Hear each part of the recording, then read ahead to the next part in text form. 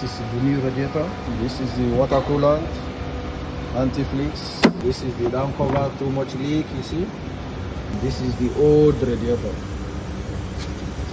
Leaking.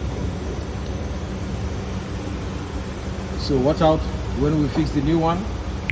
We'll get back to you. Okay guys, see, we fixed the new one already now. Okay, so the car is on now, as you can see. The engine is on. We already filled the coolant, anti-freeze. So this is the car GMC.